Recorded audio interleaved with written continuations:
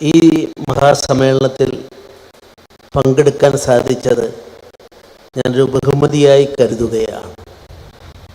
നമ്മുടെ നാടിനെ സംബന്ധിച്ച് മാത്രമല്ല,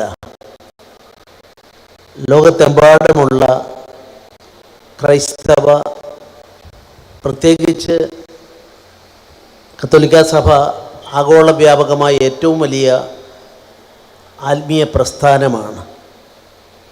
അതിൻ്റെ ചരിത്രത്തിൽ ഒരു ചരിത്ര വിദ്യാർത്ഥിയായി ഞാൻ പറയാൻ ആഗ്രഹിക്കുന്നു, ഒരു വലിയ മാറ്റമുണ്ടാക്കിയ ഒരാളിൻ്റെ മെത്രാഭിഷേകത്തിൻ്റെ ഒരു ബന്ധപ്പെട്ട 100 കൊല്ലം തികയുന്ന ചടങ്ങാണ് ഇവിടെ നടക്കുന്നത്. സന്തോഷമുണ്ട്. എന്താണ് വ്യത്യാസമെന്ന് ചോദിച്ചാൽ, ഒരു പക്ഷേ എൻ്റെ പരിമിതമായ അറിവിൽ കത്തോലിക്ക സഭയുടെ ചരിത്രത്തിൽ ഈ പുനരൈക്യ പ്രഖ്യാപനമെന്ന് പറയുമ്പോൾ അതിൻ്റെ പ്രാധാന്യം വേണ്ടത്ര കേരളത്തിലെ ജനങ്ങൾ ചിന്തിച്ചിട്ടുണ്ടോ, നമ്മുടെ ആളുകൾ പഠിച്ചിട്ടുണ്ടോ എന്ന് സംശയമാണ്. പുനരൈക്യം ആഗോള ഏറ്റവും വലിയ ക്രൈസ്തവ വിഭാഗത്തിൻ്റെ ഭാഗമായി, വത്തിക്കാൻ്റെ ഭാഗമായി മാറുമ്പോൾ ഭാരതീയ തനിമ നിലനിർത്തണമെന്നാവശ്യപ്പെട്ടുകൊണ്ട്, അതുപോലെ അന്ത്യോക്യൻ പാരമ്പര്യം നിലനിർത്തണമെന്നാവശ്യപ്പെട്ടുകൊണ്ട് അനവരതം പ്രവർത്തിച്ചു വിജയിക്കാൻ സാധിച്ചു. ഇത്രത്തോളം അദ്ദേഹം മുന്നോട്ട് വെച്ച, മാർ ഇവാനിയോസ് തിരുമേനിയും മുന്നോട്ട് വെച്ച, ഒരുപക്ഷെ അദ്ദേഹം MA അച്ഛൻ, അല്ലെങ്കിൽ എൻ്റെ നാടിന് തൊട്ടടുത്തുള്ള മാവേലിക്കരയിലെ ഏറ്റവും അന്നത്തെ രാജ പാരമ്പര്യത്തിൽ പണിക്കർ സ്ഥാനം നൽകി ആദരിച്ച ഒരു കുടുംബം. അപ്പോൾ ഒരു ഗീവർഗീസ് അച്ഛൻ എത്ര പ്രതിഭാസമ്പന്നനായിരുന്നത് കൊണ്ടാണ് ഈ സഭ അതിൽ രൂപം കൊണ്ട് അതിൻ്റെ ഭാഗമായി മാറുമ്പോൾ പുനരൈക്യ പ്രസ്താവന ഉണ്ടാവുന്ന അവസരത്തിൽ തീർച്ചയായും 1-2 കാര്യങ്ങൾ, അതിലേക്ക് ഞാൻ കടക്കുന്നില്ല, 2 കാര്യങ്ങൾ ഒഴികെ ഏതാണ്ട് ബാക്കി എല്ലാം നേടിയെടുത്ത് ഇവിടുത്തെ തനിമയിൽ നിൽക്കുമെന്ന് പറഞ്ഞുകൊണ്ട്, അതോടൊപ്പം തന്നെ അന്ത്യോക്യ പാരമ്പര്യത്തിൻ്റെ അടിവേരുകളെ മാനിച്ചുകൊണ്ടുള്ള ഒരു കാര്യം, അതൊന്നും അന്നത്തെ പശ്ചാത്തലത്തിൽ നോക്കിയാൽ സാധിക്കുന്ന കാര്യമല്ല. അപ്പോൾ അത് സാധിച്ചെടുത്തു എന്ന് പറയുമ്പോൾ ഒരു വിസ്മയമായി ഞാൻ അദ്ദേഹത്തെ കാണുകയാണ്. പിന്നെ അദ്ദേഹത്തിൻ്റെ അതിന് ശേഷമുള്ള പ്രവർത്തനങ്ങളെപ്പറ്റി ബഹുമാനപ്പെട്ട മുഖ്യമന്ത്രി ഉൾപ്പെടെയുള്ള വേദിയിൽ ഞാൻ പറയാൻ ആഗ്രഹിക്കുന്നു. ചാവറ അച്ഛന് ശേഷം സമഗ്രതയിൽ വിദ്യാഭ്യാസ രംഗം, അതുപോലുള്ള വികസന പ്രവർത്തനങ്ങൾ, അതുപോലെ ഈശ്വര സേവയാണ് ആത്മീയ പ്രവർത്തനമെന്നുള്ള നിലയ്ക്ക് മുന്നോട്ട് കൊണ്ടുപോയ ക്രിസ്ത്യ വിഭാഗത്തിലെ ദിഷണാശാലികൾ, പ്രതിഭാശാലികൾ, അവരുടെ ചരിത്രം പരിശോധിച്ചാൽ നവോത്ഥാന പ്രസ്ഥാനത്തിൻ്റെ, ഞാൻ ആ പേരുകളിലേക്കൊന്നും കിടക്കുന്നില്ല, ഒട്ടേറെ ആളുകളുണ്ട്. ആ പേരുകളെല്ലാം പറഞ്ഞ് ഞാൻ അതിന് സമയമെടുക്കുന്നില്ല. കേരളത്തിൻ്റെ നവോത്ഥാന പ്രക്രിയയിൽ ക്രിസ്ത്യ വിഭാഗത്തിൽ ചാവറ അച്ഛൻ കഴിഞ്ഞാൽ, അല്ലെ അതിന് ഏതാണ്ട് തുല്യമായി നവോത്ഥാന നായകനായി നിന്നു എന്നുള്ളതാണ് എൻ്റെ വ്യക്തിപരമായ വിലയിരുത്തൽ. അതോട് ബന്ധപ്പെട്ട എന്തൊക്കെ കാര്യങ്ങൾ ചെയ്യണം? സ്ത്രീ ശാക്തീകരണം, ബഹുമാനപ്പെട്ട വനിതാ മന്ത്രിയുണ്ട്. സ്ത്രീ ശാക്തീകരണം എന്ന ആശയം എന്നുള്ളതിനേക്കാൾ കുറച്ചുകൂടി ശക്തമായി ബൈ ആക്ഷൻ ഓൾസോ എല്ലാവർക്കും പറയാൻ സാധിക്കും. പക്ഷെ നടപടികളിലൂടെ സ്ത്രീ ശാക്തീകരണത്തിന് വേണ്ടി 1 നൂറ്റാണ്ട് മുമ്പ് അന്നത്തെ MA അച്ഛൻ പ്രവർത്തിച്ചു, അതിന് ബീജാപാപം ചെയ്തു എന്ന് പറയുമ്പോൾ അദ്ദേഹത്തിൻ്റെ ദീർഘദർശിത്വം, ക്രാന്തദർശിത്വം എത്ര വലുതാണെന്ന് നമുക്കറിയാൻ സാധിക്കും.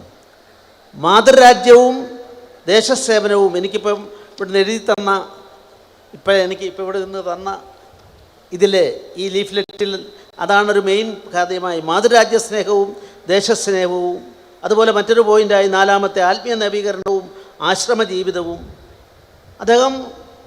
അദ്ദേഹത്തിൻ്റെ ഡ്രസ്സ് പോലും, അത് ഞാൻ പറഞ്ഞാൽ ഒരു പക്ഷേ വിവാദമാകും, ഞാൻ അതിലേക്കൊന്നും കടക്കുന്നില്ല. വിവാദങ്ങളുടെ അപവാദങ്ങളും പെട്ടെന്ന് ശക്തി പ്രാപിക്കുന്ന ഒരു സംസ്ഥാനമാണ് കേരളം എന്നുള്ളത് കൊണ്ട് ഇതിലെഴുതിയിട്ടുള്ള അദ്ദേഹത്തിൻ്റെ കാഷായ വസ്ത്രം ധരിച്ചതിനെക്കുറിച്ചോ സസ്യാഹാരം ഒരുപാട് കാര്യങ്ങളുണ്ട്. സസ്യാഹാരം ഒരുപാട് കാര്യങ്ങൾ ഇതിൽ എഴുതിയിട്ടുണ്ട്. എൻ്റെ അഭിപ്രായമല്ല, ഞാനിപ്പോൾ ഓടിച്ചു നോക്കിയതാണ്. സമൂഹ ഉന്നതിയിലേക്കുള്ള ദർശനം, അതാണ് വിദ്യാഭ്യാസ സ്ഥാപനങ്ങൾ. ഈ സഭ സ്ഥാപിച്ച വിദ്യാഭ്യാസ സ്ഥാപനങ്ങൾ എല്ലാ രംഗത്തും നമ്പർ 1 ആണ്, ഒന്നാമത്തേതാണ്. അഡ്മിഷൻ കിട്ടാൻ വേണ്ടി ഞാനായാലും രമേശായാലും അല്ലെ ഞങ്ങളെല്ലാ രാഷ്ട്രീയ പ്രവർത്തകരുടെ അടുത്തേക്ക് ആളുകൾ ഓടി വരുന്നത് മാറിവാനേസിലും അല്ലെങ്കിൽ തിരുവല്ല മെഡിക്കൽ കോളേജിലുമൊക്കെ ബന്ധപ്പെട്ടാണ്. അത്തരത്തിലെ ഒരു മികച്ച മാതൃക, ആ മാതൃകയ്ക്ക് മുമ്പിൽ ഞാൻ നമ്രശിരസ്കനാവുകയാണ്. നവോത്ഥാന പ്രക്രിയയിലേക്ക് തീർച്ചയായും ഔപചാരികമായും അനൗപചാരികമായും നമ്മുടെ കേരളീയ സമൂഹം അദ്ദേഹത്തെ ഉൾപ്പെടുത്തണം എന്നുള്ളതാണ് എനിക്ക് അഭ്യർത്ഥിക്കാനുള്ളത്. സാഹിത്യത്തിലും വാഗ്മിത്വത്തിലും അദ്ദേഹം മറ്റാരേക്കാളും മുൻപന്തിയിലായിരുന്നു എന്നുള്ളതും നിഷേധിക്കാനാവാത്ത വസ്തുതയാണ്. ഇവാനിയോസ് തിരുമേനിയെപ്പറ്റി പറയുമ്പം എനിക്ക് പറയാനുള്ള മറ്റൊരു കാര്യം ക്ലീമീസ് ബാബ തിരുമേനിയെ പറ്റിയാണ്. ഇവിടെ ഇരിക്കുന്ന മുഖ്യമന്ത്രി ആയാലും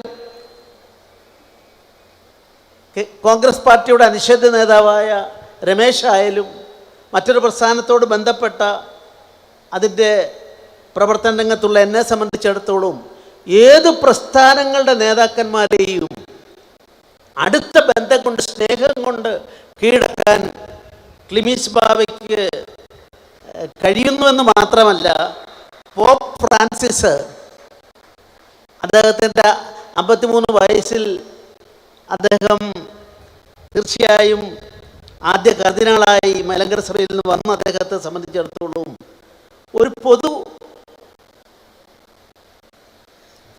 ഒരു ആത്മീയ പ്രസ്ഥാനത്തിൽ നിന്ന് പൊതുസമൂഹത്തിന് അംഗീകരിക്കാൻ സാധിക്കുന്ന ഒന്നാമനായി ഞാൻ അദ്ദേഹത്തെ കാണുകയാണ്. ക്രിസ്തുവിനെ സംബന്ധിച്ച് മാർത്തോമാ സഭയുടെ ക്രിസ്തുവിന് ഒരു യൂസേജ് ഉണ്ടായിരുന്നു, ഹൃദയങ്ങളുടെ തമ്പുരാൻ. ആ ഹൃദയങ്ങളുടെ തമ്പുരാൻ അദ്ദേഹത്തിന് ശേഷം ഒരുപക്ഷെ എല്ലാവരെയും ഉൾക്കൊള്ളാനുള്ള ശ്രമത്തിന് വേണ്ടിയുള്ള ഓട്ടമോ നെട്ടോട്ടമോ പ്രകടമായിട്ടുള്ള, എനിക്ക് ബോധ്യപ്പെട്ടിട്ടുള്ള ഒരാളെന്ന നിലയിൽ അദ്ദേഹത്തെ ഞാൻ ഈ അവസരത്തിൽ അഭിനന്ദിക്കാൻ കൂടി ഈ അവസരം ഉപയോഗിക്കുകയാണ്. ബഹുമാനപ്പെട്ട മുഖ്യമന്ത്രി തിരക്കിൽ പോകേണ്ട ആളാണ്, അതുകൊണ്ട് ഞാൻ കൂടുതൽ സമയം എടുക്കുന്നില്ല. സെക്കൻഡ് ക്രൈസ്റ്റ് എന്ന് ക്രിസ്ത്യസഭ പറയുന്ന ഫ്രാൻസിസ് അസീസി 14-ാം നൂറ്റാണ്ടിലാണ്. അദ്ദേഹത്തിൻ്റെ ഒരു വാക്കുണ്ട്, ടർക്കി രാജാവിനോട് പോലും പോയി അന്നത്തെ തർക്കത്തിനിടയിൽ പോയപ്പോൾ പറഞ്ഞ വാക്ക്, ആ വാക്ക് God make me an instrument of your peace. അതിന് ഉപകരണമെന്നാണ് ട്രാൻസ്ലേറ്റ് ചെയ്ത് കത്തോലിക്ക സഭയിലും മറ്റും ഞാൻ വായിച്ചിട്ടുള്ളത്. പക്ഷേ ദൈവമേ, നിൻ്റെ സമാധാനം ഭൂമിയിൽ വരുത്താൻ എന്നെ ഉപയോഗിക്കണമേ എന്ന പ്രാർത്ഥനയാണ് അദ്ദേഹം മുന്നോട്ട് വെച്ചത്.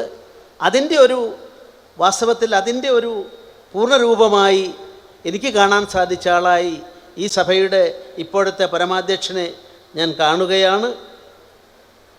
എന്തിനധികം പറയുന്നു, സാധാരണഗതിയിൽ ക്രിസ്ത്യസഭകൾ കോളേജുകൾക്ക് പേരിടുമ്പോൾ ഗുരുദേവൻ കോളേജ് എന്നാരെങ്കിലും പേരിട്ട് കിട്ടും. ബത്തേരിയിലെ കോളേജിൻ്റെ പേര് ഗുരുദേവൻ കോളേജ് എന്നാണ്.